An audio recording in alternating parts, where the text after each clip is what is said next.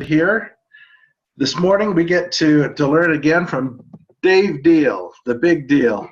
He wanted to get into real estate investing for a really, really long time. And when he learned about the education available from Renatus, he made it happen. Dave isn't a man to just sit back and see what life's going to bring to his doorstep and get what opportunities are going to knock on his door. He's a man that rushes out. He knows what he wants. He goes out, he finds them, he makes it happen. And soon he became a lender in the community. He had his first fix and flip, and he just keeps making offers. And better than all of that, he keeps reaching out to us to help us to grow and become more successful ourselves. Dave said, knowledge is power and the possibilities are endless. And I say amen to that. Dave, good morning. How are you, sir? Doing great, my friend. Can you hear me okay? I can. Let me Awesome. send you the controls. We'll make you the host. All righty. Well, good morning, everybody. I am on my way down to Salt Lake from beautiful Oakley. And boy, I wish I could just have you in the passenger seat with me because it is a beautiful sunrise this morning. And, as I was driving and I started thinking about the Money Matrix video that was playing, I started to think about one of the activities that we are currently doing in the EMT course, and that is a gratitude journal. So over the last week, we've had the opportunity to write down 50 things every day that are different about gratitude, things that we are grateful for in our lives. And as I've recounted this last week, I mean, you're talking 350 things in a week that cannot be the same. And to the average person, that might seem kind of difficult.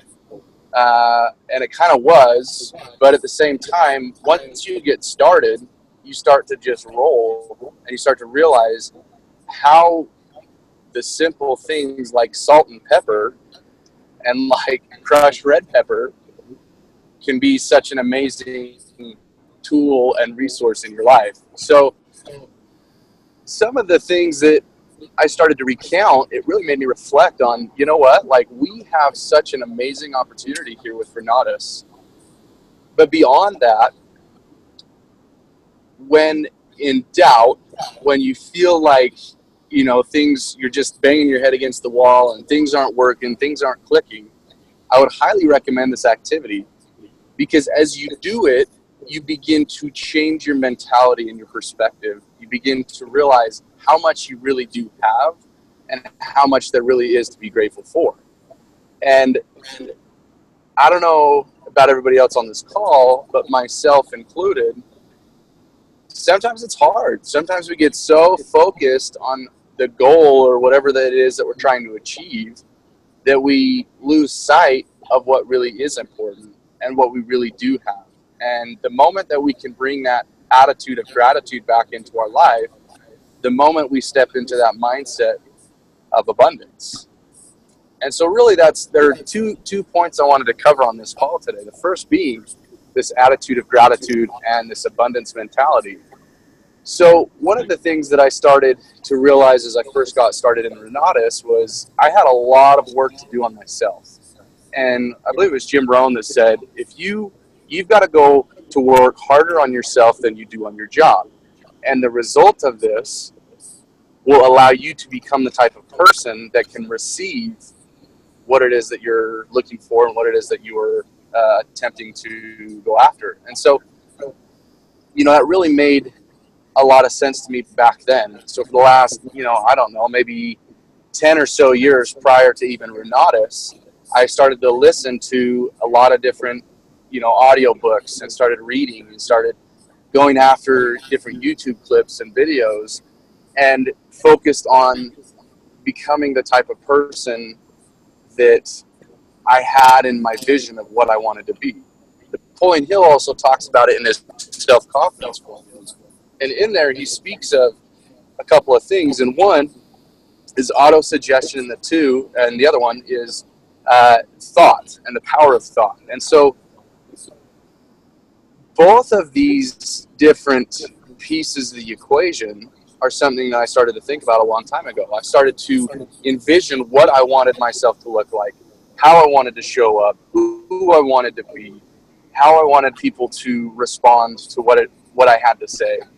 And year after year, hour after hour, day after day, I started to build repetition, started to gain clarity, started to understand more clearly this vision of who I wanted to become. And I'm still obviously working on that journey of who I want to become and what I want to be, because it doesn't happen overnight. Last time I spoke, we talked about the process. A lot of times we want things to happen instantly, so quickly that, we feel like we deserve it. We feel like it should happen. We feel like we're working really hard. We feel like, why is this not happening? It's happening to everybody else. Well, just like a real estate transaction, everything is a process. In the onboarding class last week, we talked a little bit about a couple of deals. And in those couple of deals, we learned that, we had to raise money 3 or 4 times in order to make that transaction occur. There was a deadline, of a couple of days to closing. And it was Alden that was talking about this, and he was just sharing the pressure that he was feeling. And, it was like this good pressure, but it was part of the process and part of what he had to go through in order to make that deal become a reality. If it happened super easy, everybody would do it. But it doesn't. It's a process. It's a step-by-step scenario that allows the results to follow. And so if we bail out on step 1 or step 2 of the 4-step process, we're not going to see that result come, because we're not giving ourselves the time of day that we need in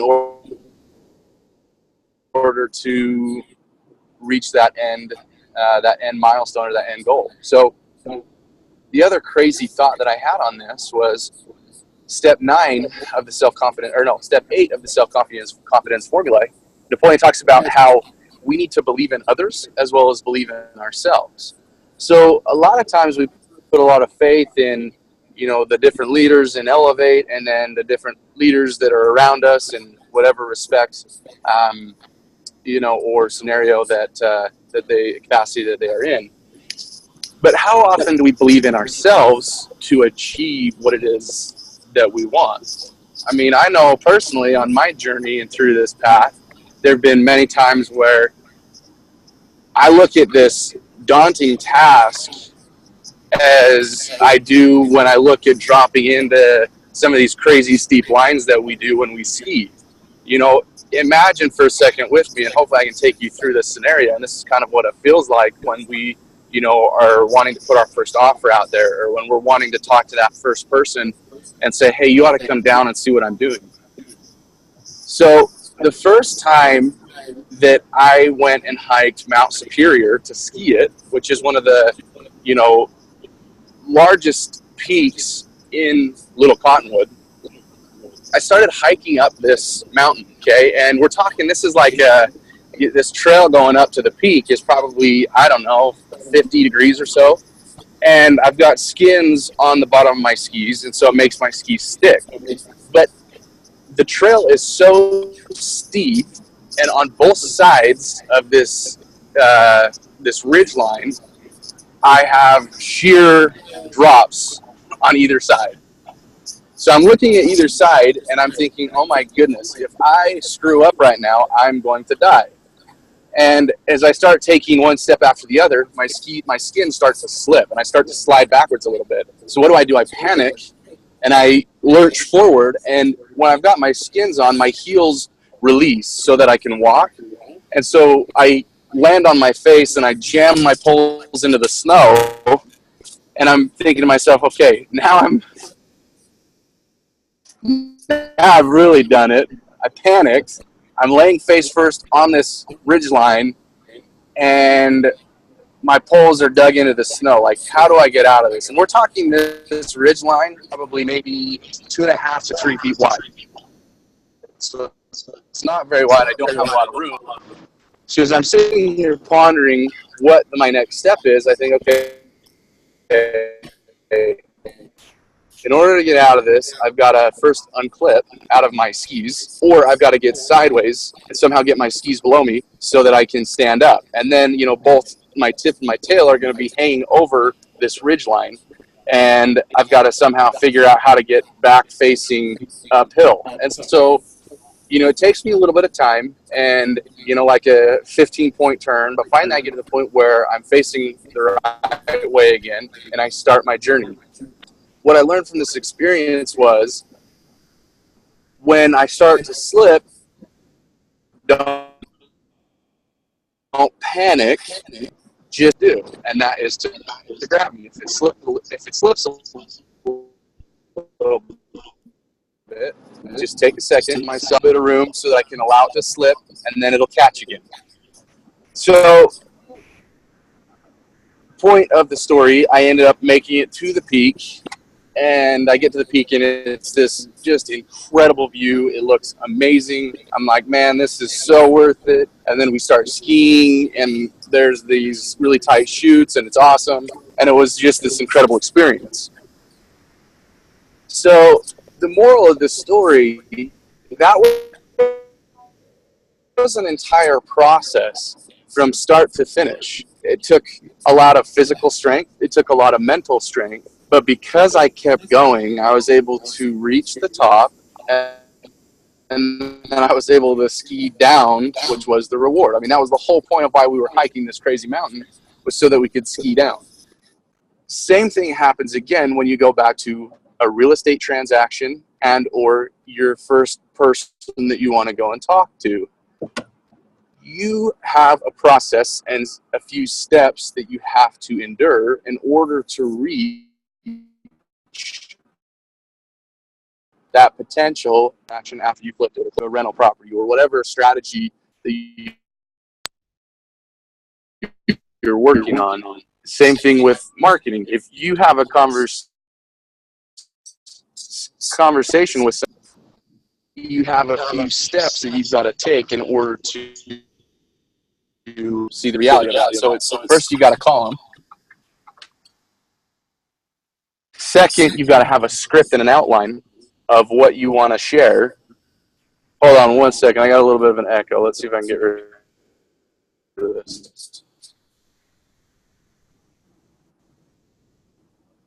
Okay, let's try that.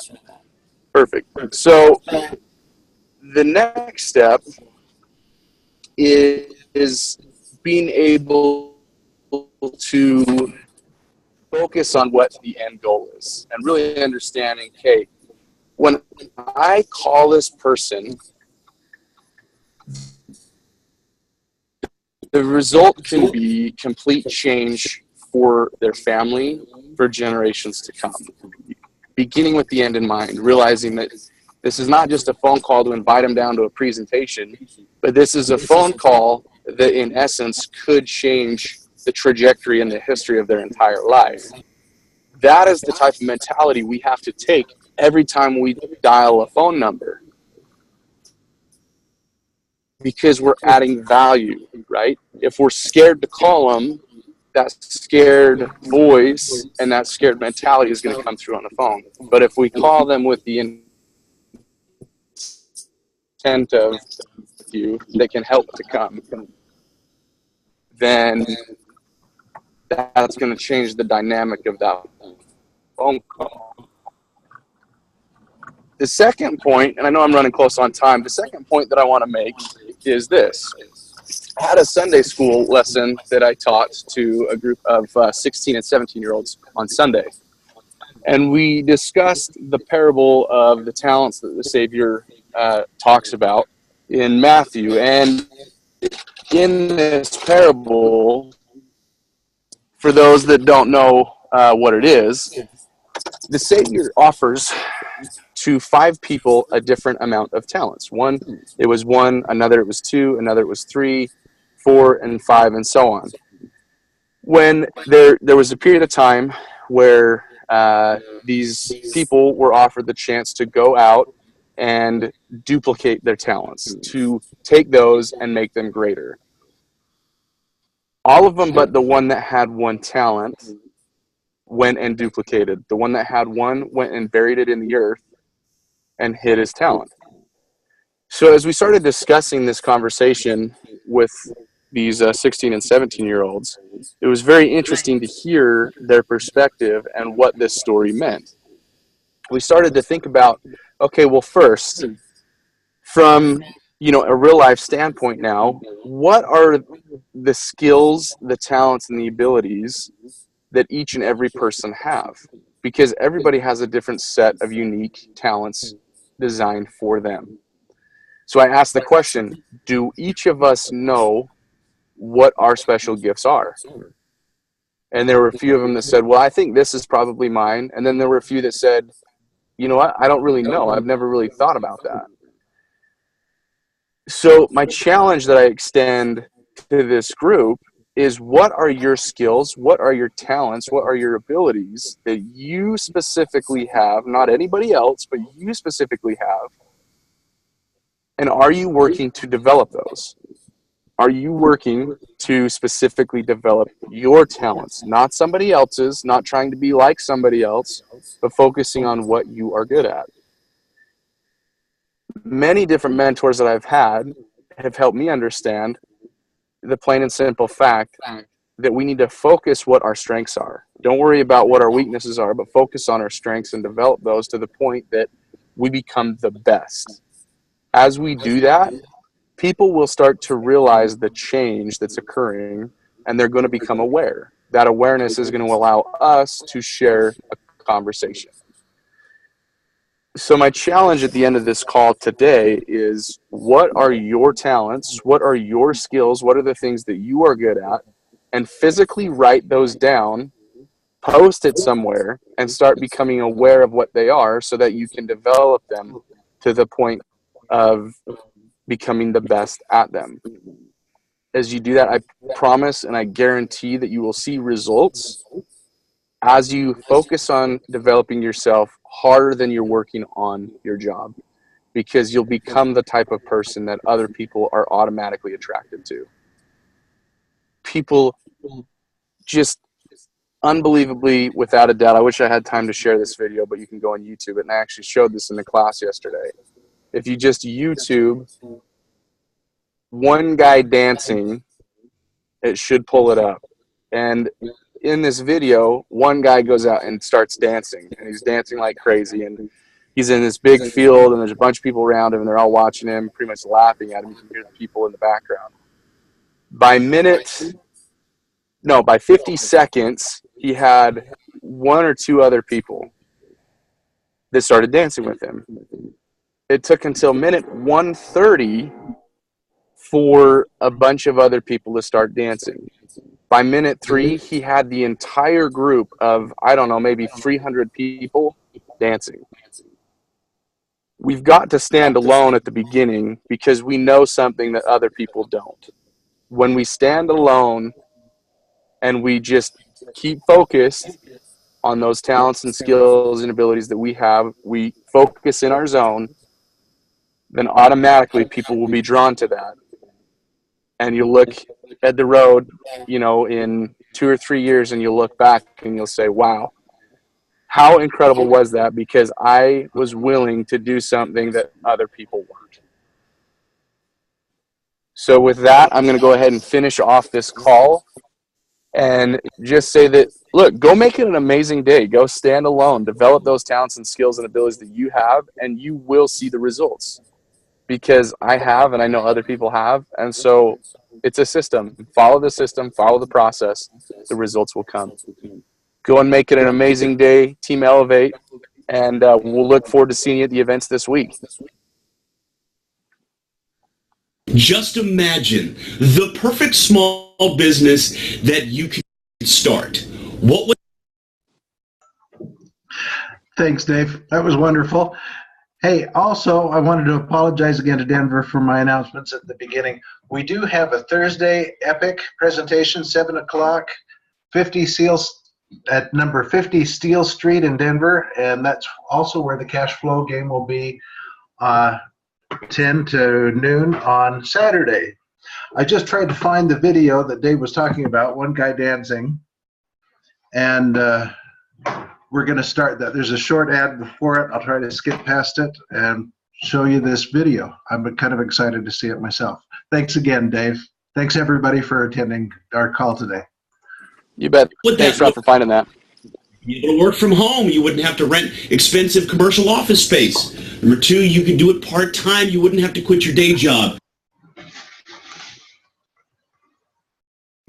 If you've learned a lot about leadership and making a movement, then let's watch a movement happen start to finish in under 3 minutes and dissect some lessons. First, of course, a leader needs the guts to stand alone and look ridiculous. But what he's doing is so simple, it's almost instructional. This is key. You must be easy to follow. Now here comes the first follower with a crucial role. He publicly shows everyone else how to follow. Notice how the leader embraces him as an equal. So it's not about the leader anymore. It's about them, plural. Notice how he's calling to his friends to join in. So it takes guts to be a first follower. You stand out and you brave ridicule yourself. Being a first follower is an underappreciated form of leadership. The first follower transforms a lone nut into a leader. If the leader is the flint, the first follower is the spark that really makes the fire. Now here's the second follower. This is a turning point. It's proof the first has done well. Now it's not a lone nut and it's not two nuts. 3 is a crowd and a crowd is news. A movement must be public. Make sure outsiders see more than just the leader. Everyone needs to see the followers because new followers emulate followers, not the leader. Now here come 2 more people, then 3 more immediately. Now we've got momentum. This is the tipping point, and now we have a movement. As more people jump in, it's no longer risky. If they were on the fence before, there's no reason not to join in now. They won't stand out, they won't be ridiculed, and they will be part of the in crowd if they hurry. And over the next minute, you'll see the rest who prefer to stay part of the crowd, because eventually they'd be ridiculed for not joining. And ladies and gentlemen, that is how a movement is made. So let's recap what we've learned. If you are a version of the shirtless dancing guy, all alone, remember the importance of nurturing your first few followers as equals, making everything clearly about the movement, not you. Be public, be easy to follow. But the biggest lesson here, did you catch it? Leadership is overglorified. Yes, it started with the shirtless guy, and he'll get all the credit, but you saw what really happened. It was the first follower that transformed a lone nut into a leader. There's no movement without the first follower. See, we're told that we all need to be leaders, but that would be really ineffective. The best way to make a movement, if you really care, is to courageously follow and show others how to follow. When you find a lone nut doing something great, have the guts to be the first person to stand up and join in.